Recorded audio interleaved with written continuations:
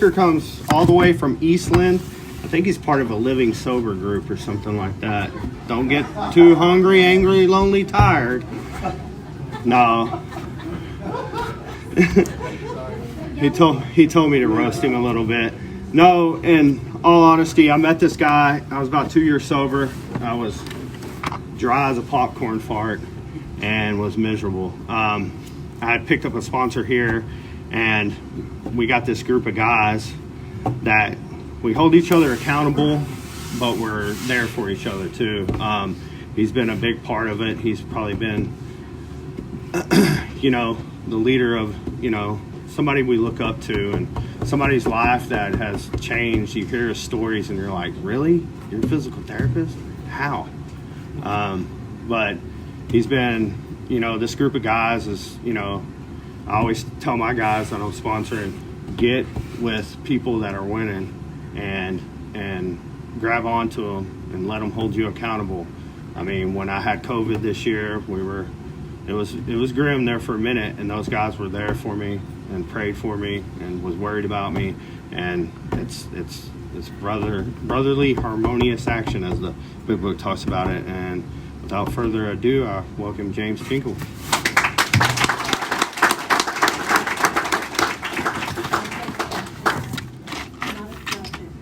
Can y'all hear okay? I'm in hell here. Can y'all hear? Hey. Okay, thanks. I just want to make sure it wasn't me. Thanks, brother. Sorry, it'll get too much. Oh, but I'll blow y'all out. You know what I'm saying? What? Oh, yeah, that. Hello everyone, my name is James. I'm a grateful recovered alcoholic. Is that too loud? But turn the mic. I'm not used to talking in a microphone. Hold up. On that. It's just got to. Yeah, that mic. Is that better? Yeah. All right. I gotta give a sobriety date of April 29th, 2014, and for that I'm truly grateful. So are a lot of other people, I promise you that. And today I'm willing to do whatever it takes to keep that date. And I say all that not to impress you, but to remind me, number one, I'm an alcoholic. I am recovered. And number two, I got to stay willing to do whatever it takes to keep that date, because getting sober is not the hard part, but staying sober is. So I'm very grateful to be here tonight. San Angelo kind of has a dear spot in my heart. Not to blow my wife's anonymity out of the water, but she sobered up over here in CRTC? SATF. Sorry. There's a difference. Two sides. Got it. All right. Anyway, like I said, my name is James. I'm alcoholic. I'm going to skip all over the place. I don't even know where this talk's going to go, but I drank. It got really bad. I went to AA. Sobered up. Life is good. All right. That's all you need. No. I'm going to tell an AA joke. An old timer told it at a meeting, so I feel like it's okay to tell it here. If not, I'll make amends after the meeting. He said AA is a lot like sex. And it got my attention when he said that. He said, if you're not doing it right, you're not having any fun.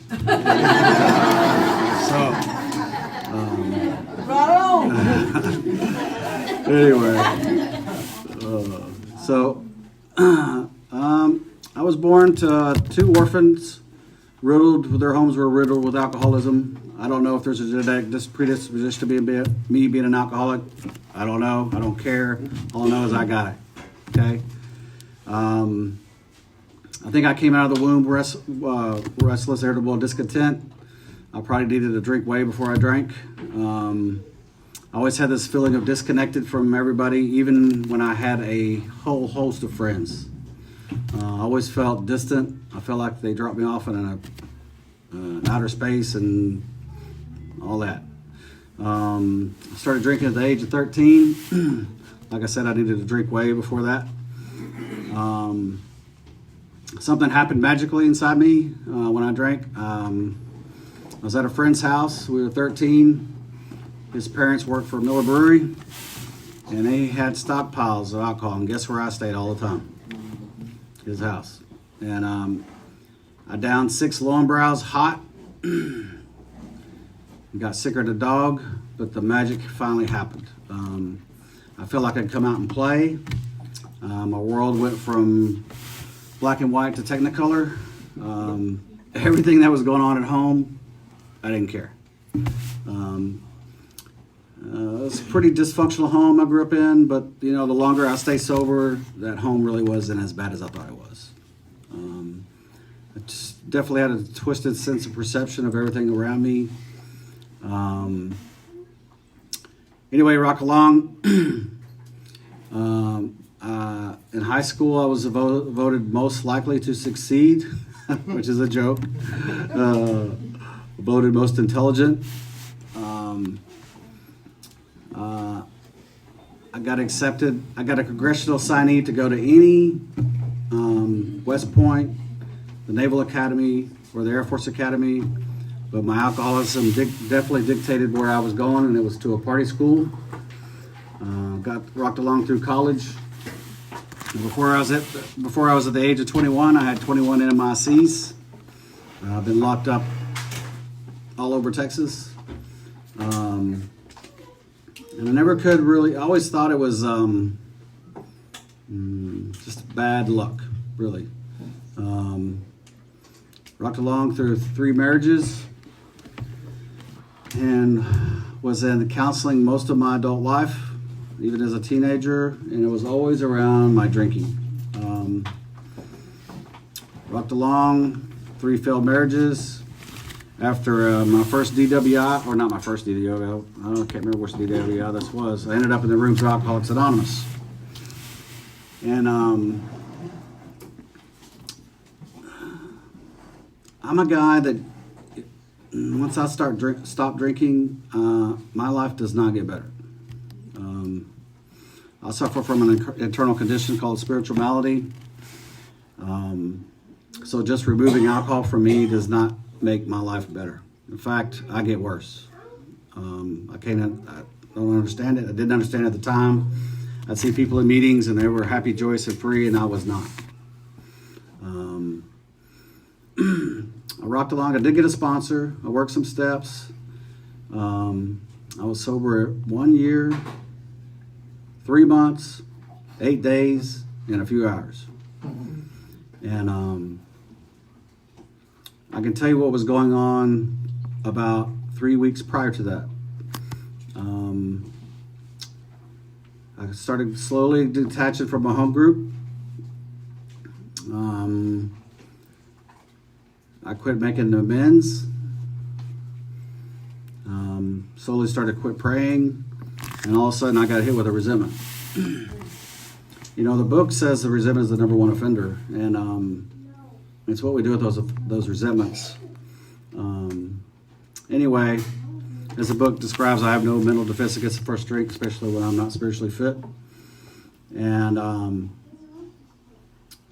that relapse, a margarita was pushed in front of me, and I could not say no. And what happens to me, a guy like me, I suffer from the allergy. Once I start drinking, I can't stop. In fact, even when I stop, I can't stay stopped. You know, it's not hard to sober up. You can go hit a cop and go to jail, and you can sober up real easy. It's that staying stop part that I just couldn't stay stopped. Anyway, that relapse, I came into AA, was what they call a high bottom drunk. I still had my stuff, still living at home, still had a career, still had my kids around. But this alcoholic home was like, it was just total chaos. Everything was centered around my drinking. Anyway, this relapse happened, and I can't tell you the amount of torture that I brought to my family. Many treatment centers later, many county jails, on and off probation. started hanging around people that I normally would not hang around with, and I'm not talking about the Kiwanis Club. Ended up on the streets in Fort Worth, and I may look pretty today, but I was not pretty then, I promise you that. In and out of treatment centers, in and out of AA. I went from most likely to succeed to most likely to never sober up. People were taking bets. I was showing up at meetings 3 times a day, picking up silver chips. I was a guy that I just never thought I was going to get it. And see, what I suffer from, the spiritual malady, has to be addressed. You know, I'm not a guy that could just quit drinking. So,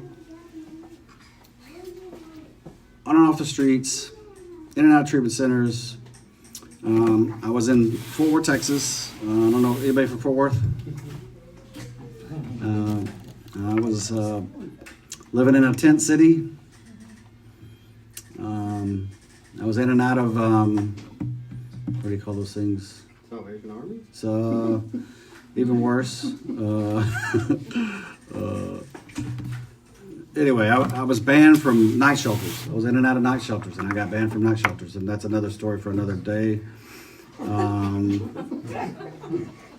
mean, how do you get banned from a night shelter? And,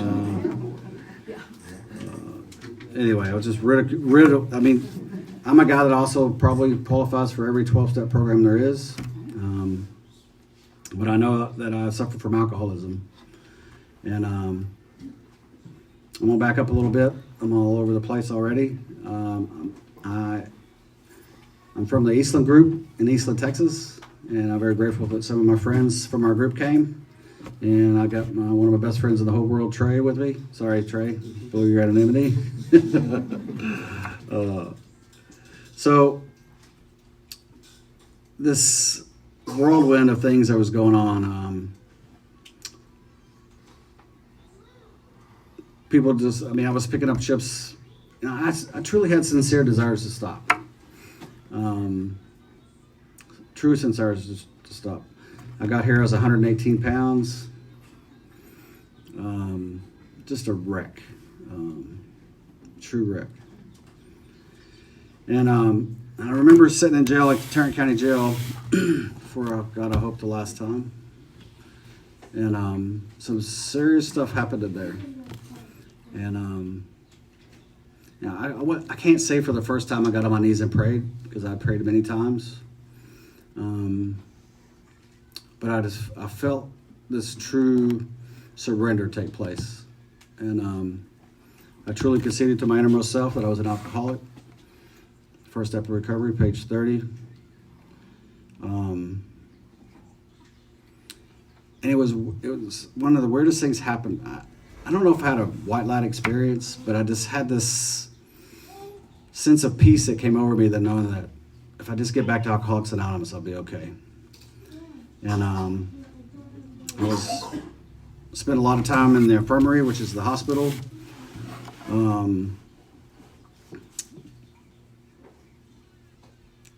I was, at this point in my life, I'd burned every bridge known to man. There wasn't anybody putting money on my books. Nobody taking my phone calls. That sense of loneliness that we really know as an alcoholic set in. I was getting hate mail in jail. I hated mail call. I mean, usually everybody loved mail call. I hated with a passion mail call. And one of the letters I got, I still got it, was from my oldest son. I have 5 children and 3, I call them bonus kids. They're my stepkids. And my oldest son mailed me a letter. And they were trying to plan their wedding date around when I was going to be locked up. And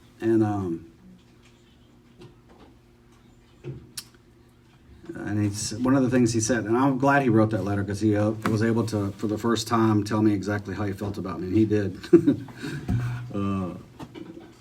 Yeah, one of the things he said was the only time I could sleep was when I know you're locked up, and or in a treatment center. I still got that letter. I got another letter from the mother of some of my children. I was a deadbeat dad. I was not current on child support for sure. I was $88,000 behind in child support. A true success story, let me tell you. And one of the things she said in that letter was, I don't have that letter, by the way. One of the things she said in that letter is, please quit telling your children you're going to be there. I had great attempts to try to be there, like at ball games. And she said that my kids could never play sports because all they did was watch the door, looking for dad. And because I'd make these promises I'd be there, but once I start drinking, I just can't stop. I was at a spot where I thought that everybody abandoned me and everybody hated me, and what I truly understand today was that they were learning to love me from a distance. Because I burned every bridge. Oh my gosh. These solemn oaths that we make. It's going to be different this time. I'm going to stop.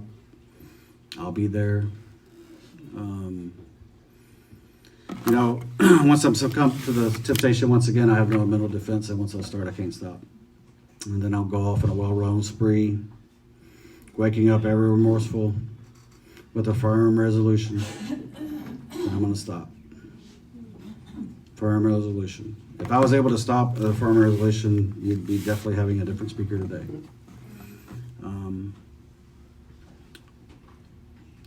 Anyway, this surrender that happened in Tarrant County Jail was pretty monumental to me. Some other things happened. The street ministry came in. Anyway, this guy pointed at me. I don't know if I was even hallucinating this or if it really happened. I don't know. The state I was in was, and he said, "God loves me right where I'm at," and it pierced me. And it was a beginning. The other thing I did was I was begging to get, they had these, in Tarrant County Jail, there's over 6,000 inmates in one facility. And and AA was taking meetings into the Tarrant County Jail. And anybody in here take meetings to jails or prisons? Treatment centers? Yes. Those are my people. What's crazy about Alcoholics Anonymous, which I love, is that every time I turned around, AA was always there. And treatment centers, even being forced to go to AA on probation, Tarrant County, all the jails I was in. But anyway, I was begging to get into this meeting. I was writing, my jail talk's going to come out. I was writing I-60s. Y'all know what I-60s are? Yeah. I was writing a mess of them. And I was writing, just trying to get into this meeting. And finally, some jail administrator came down and said, "We cannot read your writing. What are you wanting?" And I said, "I want to go to an AA meeting." Something happened in that surrender also. I used to go to AA meetings, and I was the worst AA you could ever meet.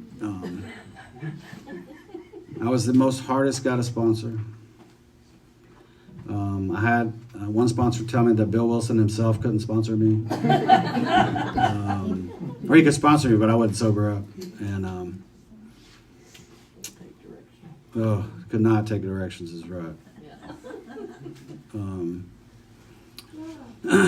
Like I said, it was this surrender that took place. When I'd go to AA meetings before, it was like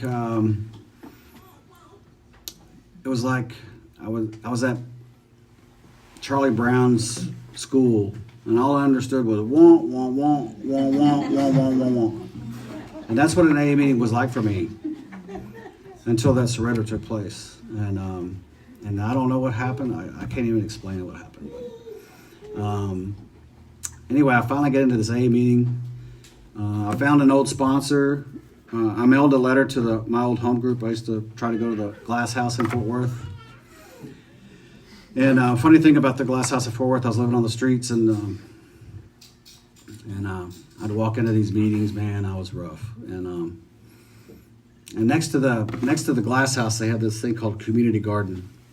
And what it was is for homeless people to eat out of this deal. But I would wait at night. This is how messed up I was. I'd wait at night and sneak into this community garden and steal some fruit and stuff and sneak out. And finally this pastor came by and said, "Why are you sneaking out at night?" It's free. It was free. And anyway, so when this surrender took place, when I finally got into this AA meeting, I mailed this letter to this home group, one of my old sponsors, and he would mail me pages. I didn't have a big book yet. I was trying to get a big book. He'd mail me pages of this big book, and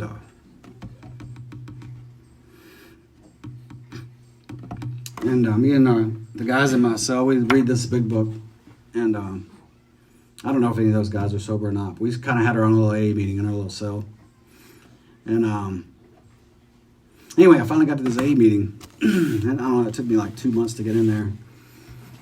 And I was like, man, what took y'all so long? He said, well, there's 6,000 people here trying to get into an AA meeting. We could only, they only take 24. And one of the things that probably saved my life, he said, if you show that same willingness to try to get into this meeting to your recovery, you might make it. And it stuck with me. And see, I have to seek recovery like the desperation of a drowning man, because I'm drowning. And I'm not drowning today, but I was drowning. And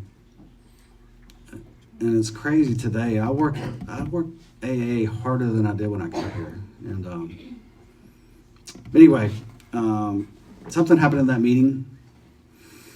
I did a third step prayer in jail. I wrote out some inventory, and it was a mess. I mean, a complete mess. It didn't make sense, but it was an inventory.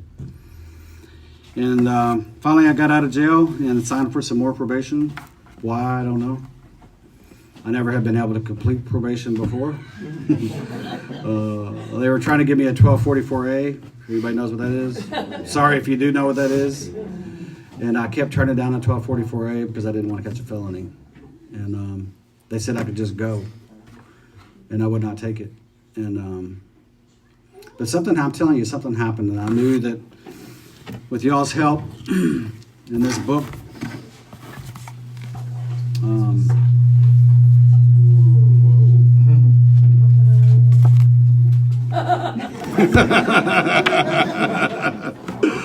I'm telling you, this book's powerful. This book's powerful. I knew I had a chance. And the scariest day of my life was when I walked out.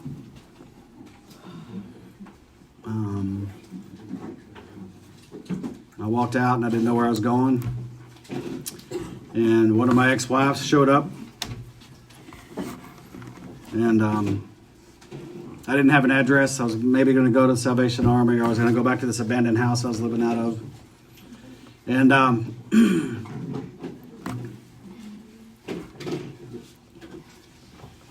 anyway, she told the probation department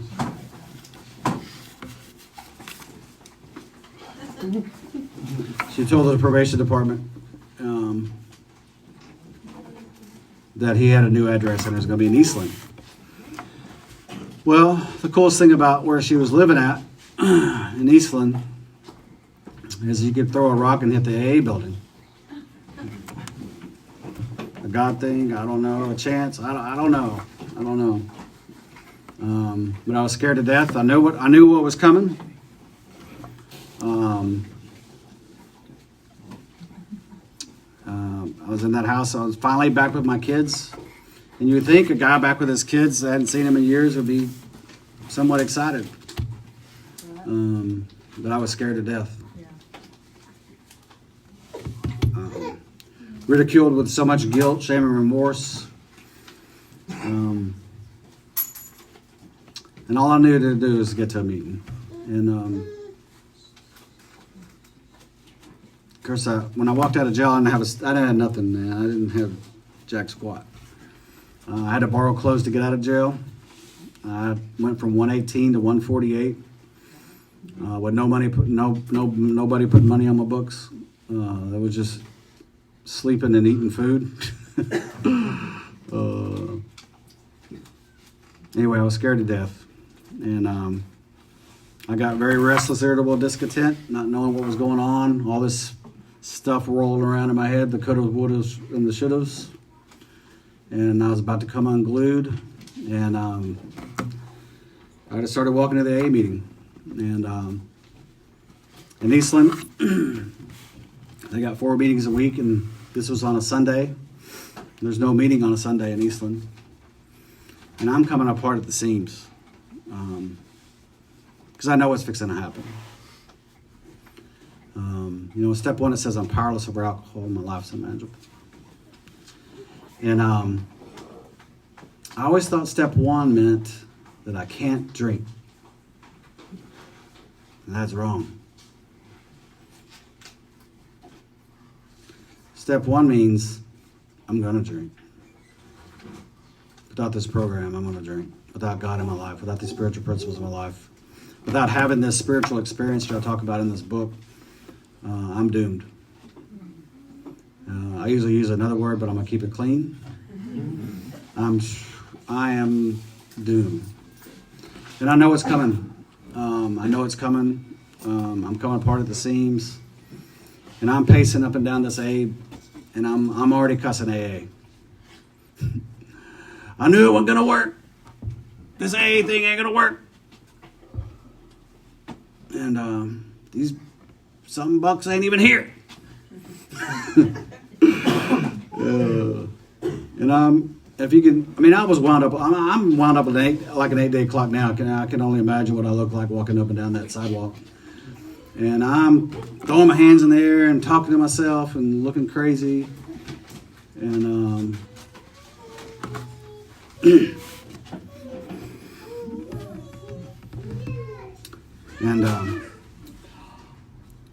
one of y'all drove up, saw me pacing. His name was Mel. And Mel had many years of sobriety. He's gone now. The guy saved my life. Anyway, he walked up and I said, I thought y'all was supposed to be here. And I'm just going crazy. He said, well, I'm here. And I said, I knew this wouldn't work. And he said, what's not working? And I said, this AA thing. And he said, well, come on in. And then the craziest, another thing happened. Another guy named Dan saw us out there. He's like, they won't have a meeting on Sunday. What are they doing? So he pulled in. And those 2 guys tag teamed me for about 2 hours. And they did a lot for me. They outlined a program of recovery. And they kind of explained to me what was wrong with me. I'm an alcoholic. I'm going to drink no matter what. And the other thing they did, I had another sponsor. I'm going to bring up this too. I had another sponsor. His name was Garrett, and he was a big book enthusiast. And I put that lightly. I used to say another word, but I was asked not to say that word anymore. He was a big book enthusiast. And one of the things he did for me, and it resonated with me, is he walked me through this book. But I wasn't ready. But one of the things he told me, he opened the book, and and he opened it up to the blank page. And he said everything. He said that page right there is going to save your life. See, because I think I can outsmart this deal. I thought I was intelligent enough to just outsmart alcoholism. And I said, there's nothing on that page. And he said, that's right. That's what you know about staying sober. That's what he said. Because I don't know jack about staying sober. Anyway, what Mel did for me is he said 3 things. He said more than that, but we talked for like 2 hours. And I'm trembling, trying to drink coffee, and I'm sober. You know, the most insane thing an alcoholic can do is pick up a drink. And I didn't understand that insanity. And what he said, one of the 3 things, he talked about unity, service, and recovery. And he talked a lot about the big book. One thing he said was no steps and no program. But he talked about unity, service, and recovery. He said, unity, this is your home group. These are your people. This is where you're going to learn how to recover through this program. These are your people that they're going to show you how to walk through circumstances like you've never walked before. In that group, you're going to find a sponsor. And I'd asked, why do I need a sponsor? I already had a sponsor before. It didn't work. And one thing Garrett was resonating in my head was, he said, he asked me if I ever did anything from the title page to page 164 in the book. See, I thought AA was just going to a bunch of meetings, to be honest. And that's what I did. I thought if I could just hang around y'all long enough, they were just going to go up through the chair. I call it osmosis. And sometimes I'd go to 2 to 3 meetings a day. I was down in Kerrville, Texas after a rehab. I'd go to meetings and meetings and meetings and meetings and meetings and meetings and meetings and meetings and meetings and meetings. And but see, those meetings, yes, the message of recovery is being stated there. Don't get me wrong. But what I suffer from can't be fixed by going to a meeting. And the other thing Mel talked about was recovery and the 12 steps. See, I must be relieved of the obsession of the mind because I have a mind that'll take me to a drink every time. I got a physical allergy that once I start, I can't stop. And I got a mind that's going to take me to it every time. And I got to be relieved of that obsession. And the only way I was going to do that is to work those steps. Something I did not think would work.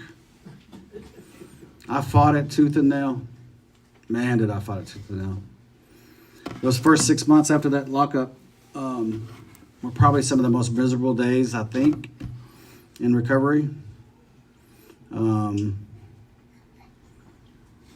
I didn't laugh. I didn't smile. But the one thing I did do was I continued with my step work. I went to meetings when I didn't want to go to meetings. And I kept hearing things like, acts against the will, acts against the will. And I kept doing the things that y'all kept telling me to do, even though I didn't think they was going to work. I was a guy that always looked for loopholes in the big book. I would interpret I would try to interpret it a different way than what it said.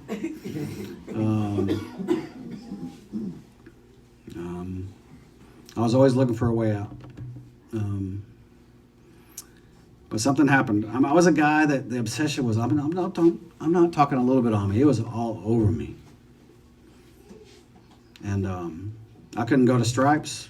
I couldn't walk in. I finally got a truck. My old truck was sitting in an abandoned farmhouse, and they got it back to me. You could see the floor when you're driving.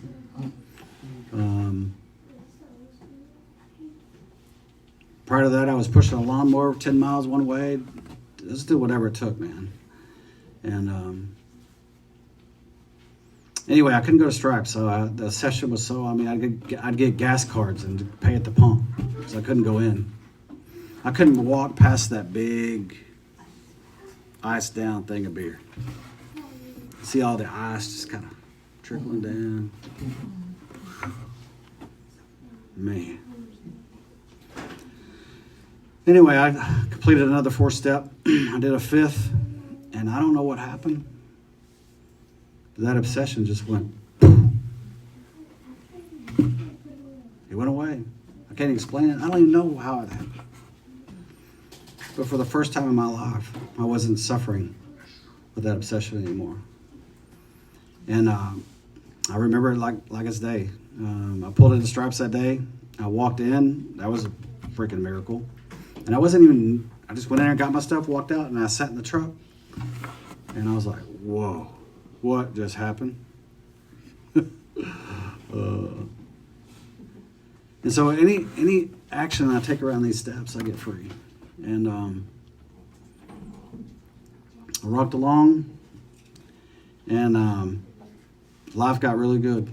And I got back into my profession, and then she walked in.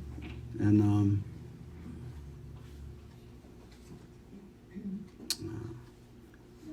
I'm not here to advocate AA dating. I don't recommend it. I don't recommend it one iota. You get two messed up people trying to figure it out. If it wasn't for strong sponsorship, a lot of working a bad to the bone program, I don't think I would have made it. See, when I get in relationships, it's like pouring fertilizer on my character defects. And I got crazy. And then I got married. Because we don't date in here, we take hostages. And, 3 dates in a U-Haul truck every time. And she relapsed. And she went away. And probably the best thing that God could have ever done for us.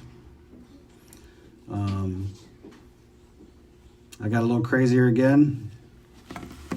And something happened to me. I don't know if ego rebuilt. I don't know what happened. Or I missed something. I don't know. But I was about 18 months, 2 years sober, and I was batshit crazy. Sitting in the rooms of Alcoholics Anonymous. And obviously I missed something. And I was probably to the point of blowing my brains out. And went and sat back with my sponsor. And so there was 2 choices. Go on to the bitter end or accept spiritual help. And I reworked those steps like I've never worked them before. I got busy. I did a body of work that was some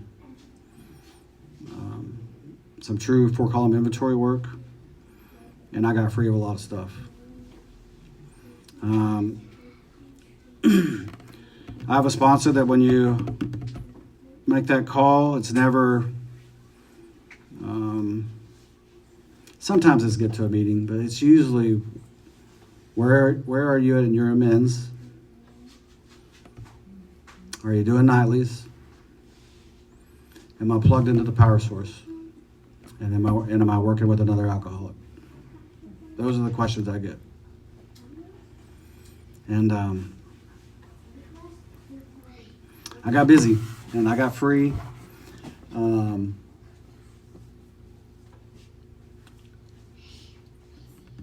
the obsession never came back.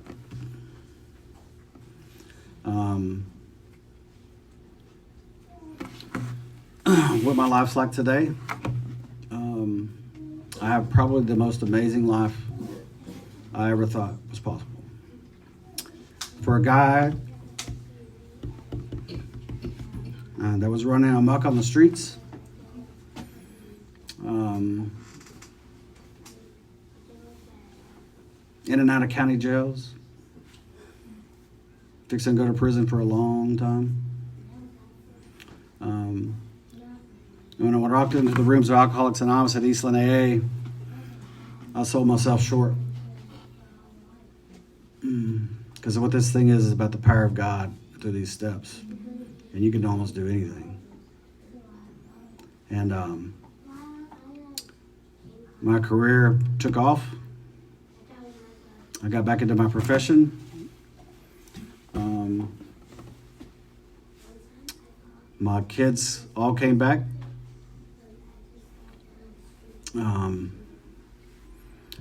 Through the amends process, I was able to restore those relationships, which I thought were impossible. Impossible. I have grandkids today that have never seen me drunk or loaded, and that's a miracle. I get to pick up my grandkids, take them to school, which I never thought was possible. They call me Papa. And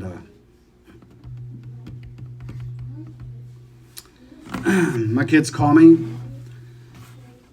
and want to be a part of my life, which I never thought was possible. Of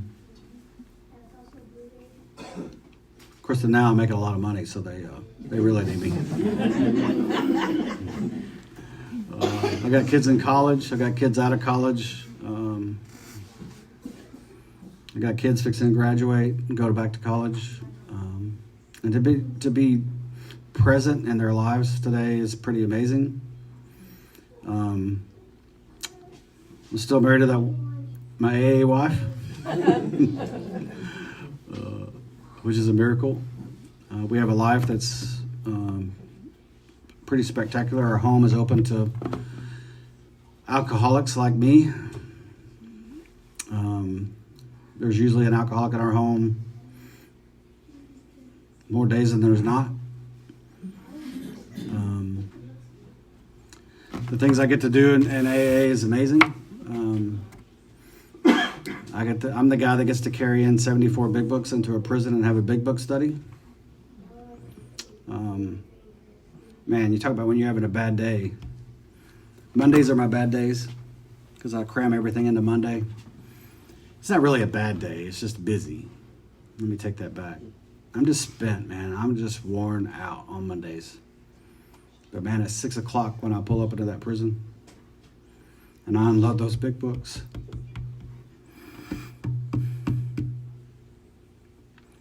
and you get to see a glimmer of hope come over a guy's face, you can't miss that, man.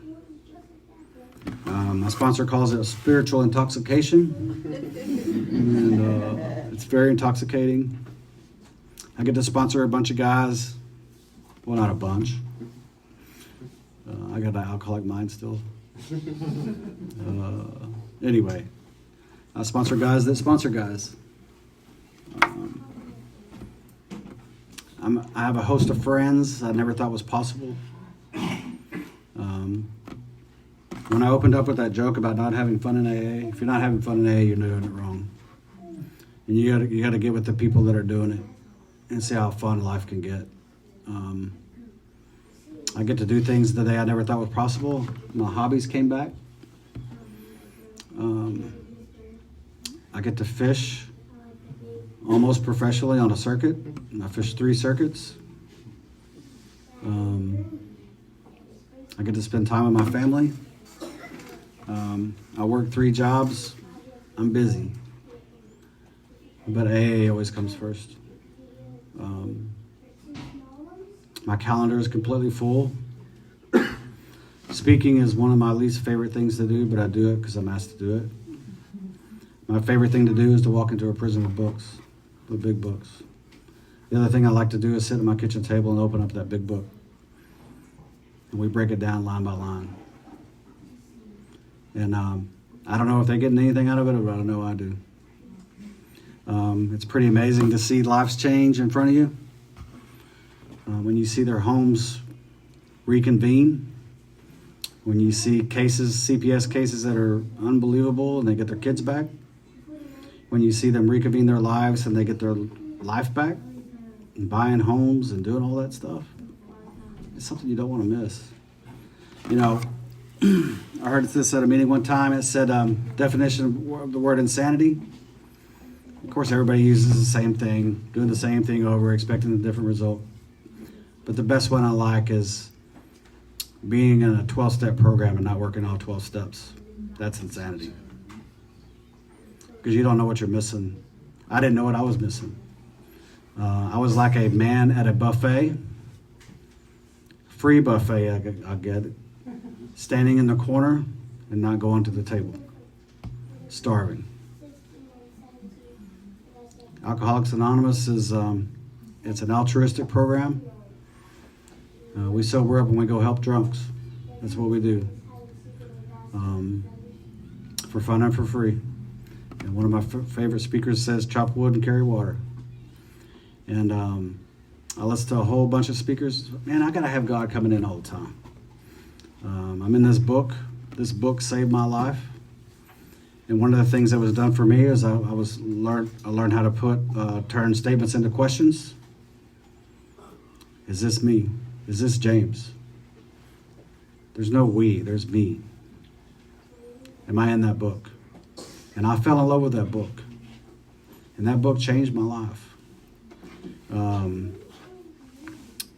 Some of the amends I got to make.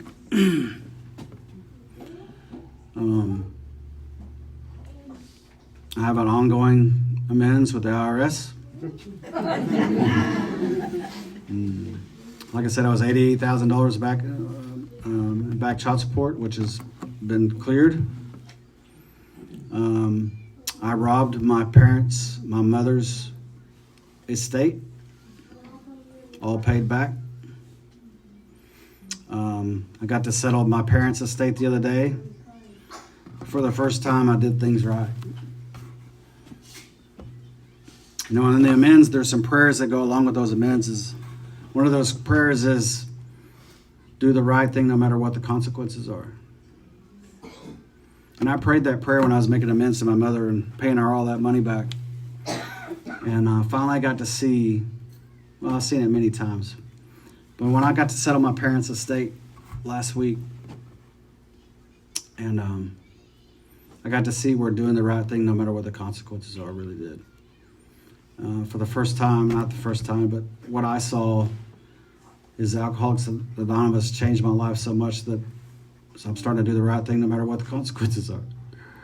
And some of the things, my life's amazing. Sometimes I lose connection with that because I suffer from temporary lapses of contentment.